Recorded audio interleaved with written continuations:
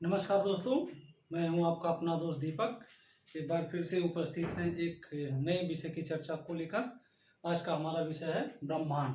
देखिएगा, हमने इससे पहले वाले वीडियो में चर्चा की थी किस पर, एक क्षुद्र ग्रह पर, ठीक है, जो क्या है पृथ्वी से टकराने वाला है, ठीक है।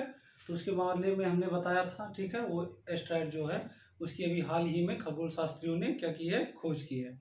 तो उसी के जब हम लोग पढ़ा था तो बहुत से ऐसे स्टूडेंट थे जिनको ये समझ में नहीं आया सर कि सौरमंडल क्या था, तो और उससे पहले ब्रह्मांड क्या था। तो हमने सोचा कि आपको ब्रह्मांड की बारे में कुछ जानकारी दे दी जाए। उसके बाद सौरमंडल हमने बता ही दिया था, तो ब्रह्मांड के बारे में आप जान जाएंगे कैसे इसकी उत्पत्ति हुई, कैसे हम पहले लोग जानते थे कि ब्रह्मांड क्या है, क्या पहले माना जाता था, ठीक है।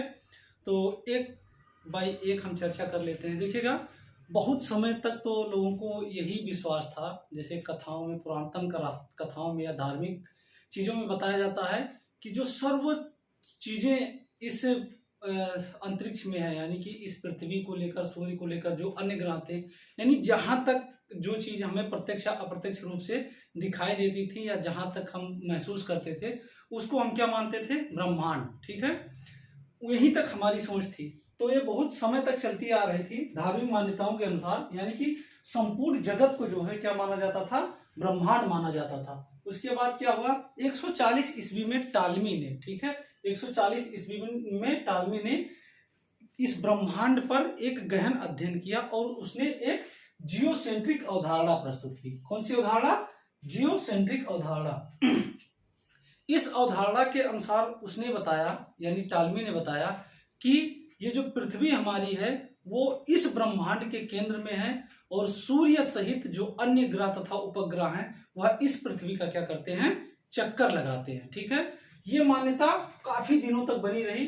फिर उसके बाद 1543 तक, अब सोचिएगा, 140 ईस्वी में इन्होंने क्या किया था, ये अवधारणा दी थी, कौन सी, जियोसेंट्रिक अवधारणा दी थी। उसके अनुसार हमारी जो पृथ्वी है वह अंतरिक्ष के केंद्र में, यानी कि ब्रह्मांड के केंद्र में है और सूर्य सहित अन्य जो उपग्रह हैं और ग्रह हैं, तारे हैं, वो क्या करते हैं, पृथ्वी का चक्कर लगाते हैं। उसके बाद कापरनिकस ने 1543 ईस्वी में हेलियोसेंट्रिक अवधारणा का प्रतिपादन किया।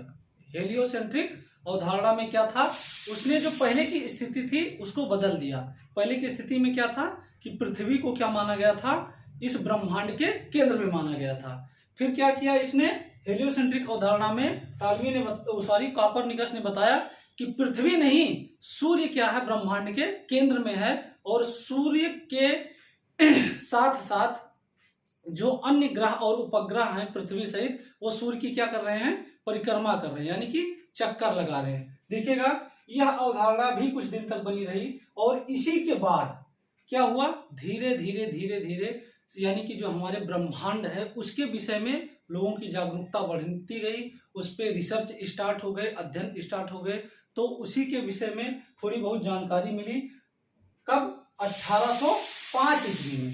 किसने किया, हर्सेल नामक खगोल शास्त्री ने क्या किया, पहली बार दूरबीन के माध्यम से देखा और उसने बताया कि सौरमंडल जो है वह आकाशगंगा का एक अंश, यानी कि एक भाग मात्र है, पूरा ब्रह्मांड ही नहीं है, ठीक है। यानी कि ब्रह्मांड तो अलग एक विषय हो गया, उसका एक पार्ट है आकाशगंगा और उस आकाशगंगा का एकमात्र पार्ट है कौन सा, हमारा सौरमंडल। तो पहली बार यहीं से सौरमंडल की क्या हुई, अवधारणा आई, ठीक है।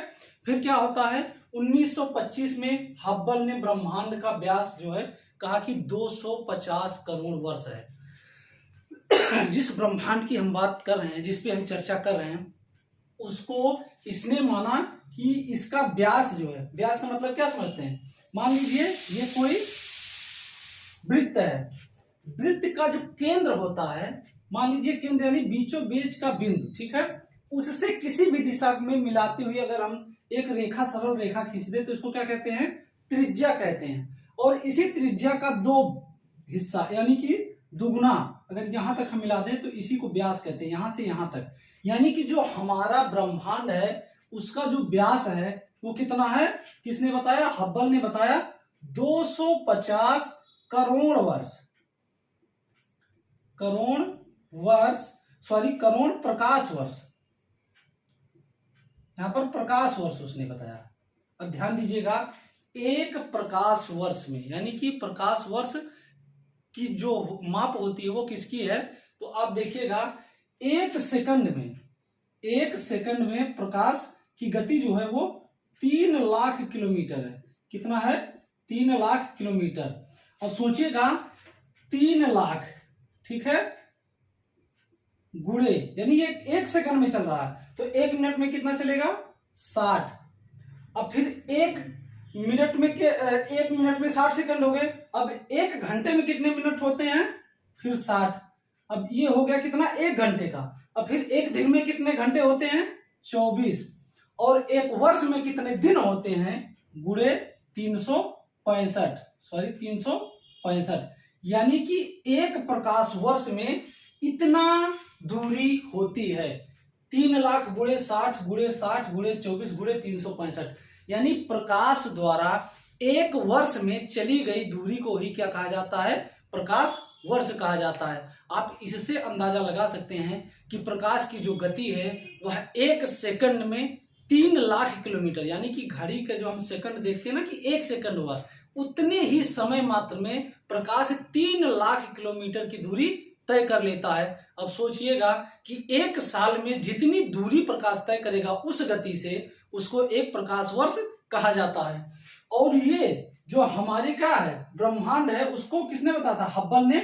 ये 250 करोड़ प्रकाश वर्ष है इसका व्यास। यानी अगर हम बीचों बीच उसको इस ब्रह्मांड को एक वृत्त मान लें और उसका जो व्यास इस छोर से इस छोर का सबसे कम दूरी का जो दूरी होगी, यानी कि माना जाए तो कितना होगी? 250 करोड़ प्रकाश वर्ष, यानी कि प्रकाश को उस दूरी को तय करने में 250 करोड़ साल लग जाएंगे। आप सोच सकते हैं कि 1 सेकंड में प्रकाश 3 लाख किलोमीटर जाता है तो 250 करोड़ वर्ष में उसको कितना दूरी तय करनी पड़ेगी, तब हम उस दूरी को तय कर पाएंगे। ये जो किसने बताया था? हब्बल ने बताया था। ठीक, इसी के बाद से माना जाता है कि बार बार अध्ययन किया गया और इसी तरह से ब्रह्मांड की उत्पत्ति के संबंध में जो सिद्धांत प्रस्तुत किए जाते हैं, कई सिद्धांत प्रस्तुत किए गए हैं जिनमें सर्वमान्य और सबसे प्रामाणिक सिद्धांत है बिग बैंग। ठीक है, यानी कि इसको हिंदी में कहा जाता है महाविस्फोट सिद्धांत। ये किसने दिया था? ये थे जॉर्ज लाइमेंतेयर। ये मूल रूप से एक पादरी थे, लेकिन तो खगोलकी में भी इनका ज्ञान काफी हद तक था और ये खगोलकी में भी बहुत ज्यादा रिसर्च करते थे। इन्होंने क्या माना? इनके अनुसार माना गया कि लगभग 15 अरब वर्ष पूर्व महाविस्फोट सिद्धांत जो इन्होंने प्रस्तुत किया, उन्होंने बताया आज के लगभग 15 अरब साल पहले यह विस्फोट हुआ था।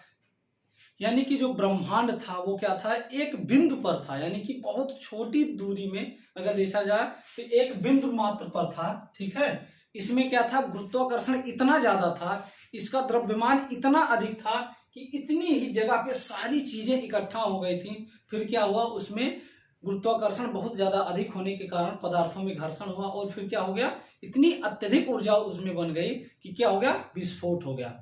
जो विस्फोट हुआ उससे तमाम पदार्थ निकले चारों दिशा में, सामान्य से लेकर काले और जो भी चीजें थे वो पदार्थ क्या हुआ? निकले। फिर उन्हीं पदार्थों का क्या हुआ? धीरे धीरे समूहन हुआ अनेक पिंडों में। ठीक है, तो वो अनेक पिंड क्या बनते गए? धीरे धीरे उनका आकार बढ़ता गया और वही पिंड बनते गए आकाश गंगा। फिर उन आकाश गंगाओं में क्या हुआ? उसी तरह से फिर विस्फोट हुआ और फिर क्या हुआ? असंख्य ब्रह्मांडीय पिंड निर्मित हुए, उनका निर्माण हुआ। फिर उनको क्या कहा गया? तारे। फिर इसी प्रक्रिया के आगे चलते हुए तारों से उपग्रहों का, अन्य पिंडों का, ठीक है, निर्माण हुआ, ग्रहों का निर्माण हुआ, फिर उपग्रहों का निर्माण हुआ। फिर हम देखते हैं, यह माना जाता है कि इस पूरे ब्रह्मांड में लगभग 100 अरब आकाश गंगाएं हैं। अब आप अंदाजा लगा सकते हो कि इस ब्रह्मांड में कितनी अधिक मात्रा में आकाश गंगाएं हैं और प्रत्येक आकाश गंगा में लगभग 100 अरब तारे हैं। और हमारा जो सूर्य है वह एकमात्र तारा है और जो हमारे अन्य सूर्य के ग्रह और उपग्रह हैं वह मिलकर के क्या बनाते हैं? सौर मंडल। जिस सौर मंडल की चर्चा हमने अपने पिछले वीडियो में की थी। तो आप ये समझ सकते हैं कि कैसे कैसे ब्रह्मांड की उत्पत्ति हुई और क्या चीजें हुई और हमारा ब्रह्मांड कितना विशाल का है। ध्यान दीजिएगा, इस बिग बैंग सिद्धांत में यह चीज बताया गया कि जब से वह विस्फोट हुआ उससे इतनी अत्यधिक मात्रा में ऊर्जा निकली कि आज तक हमारा ब्रह्मांड जो है वह विस्तार ही होता जा रहा है, यानी कि अभी भी उसमें प्रगति या विस्तार जारी है।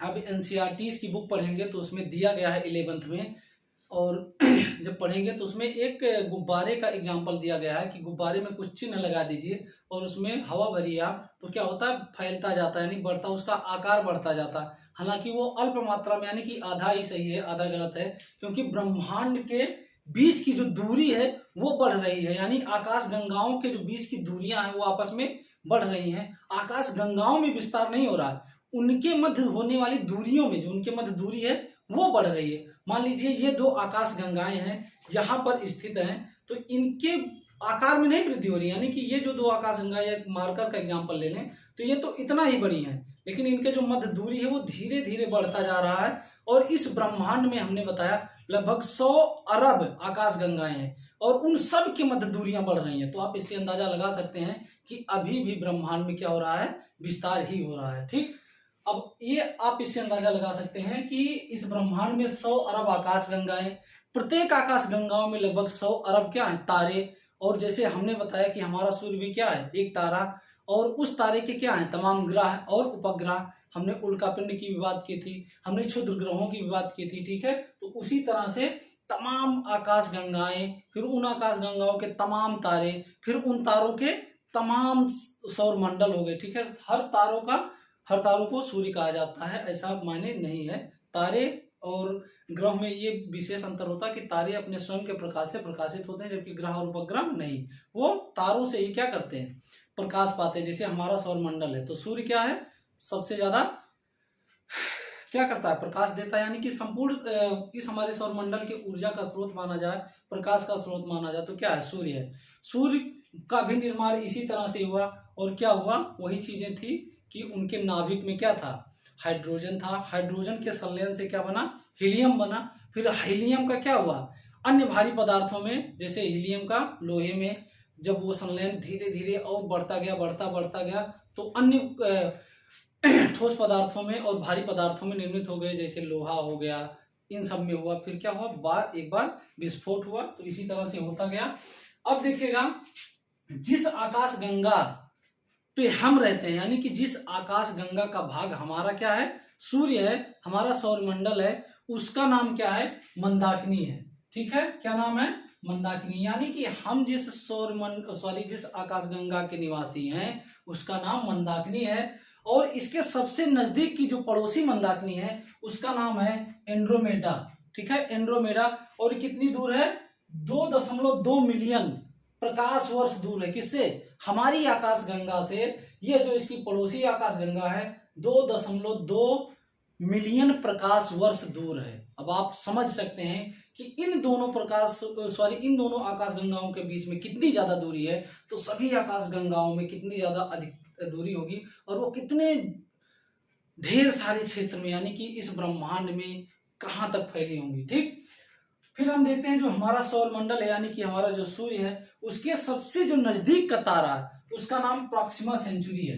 यानी कि हमने बताया ना, हमारी मंदाकिनी क्या है, हमारी मंदाकिनी का नाम क्या है, सॉरी, हमारी आकाशगंगा का नाम क्या है, मंदाकिनी। यानी कि जिस हम पर हम निवासी हैं उसका क्या है, हमारा सूर्य एक तारा है। ठीक है, उस तारे हमने बताया ना, हर गैलेक्सी में, यानी कि हर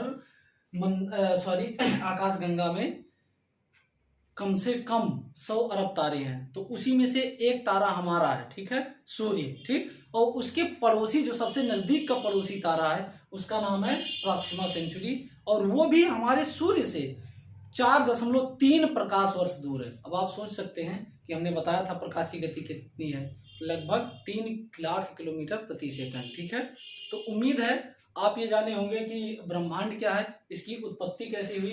फिर आगे हम बताएंगे तारों का निर्माण कैसे हुआ, तारों में वामन तारा कैसे बनते हैं। ठीक है, ब्लैक होल क्या होता है, फिर क्षुद्र ग्रह हमने चर्चा कर ही ली थी, उल्काश पिंड क्या होते हैं। ठीक है, अन्य चीजों की चर्चा हम अगले वीडियो में कर लेंगे।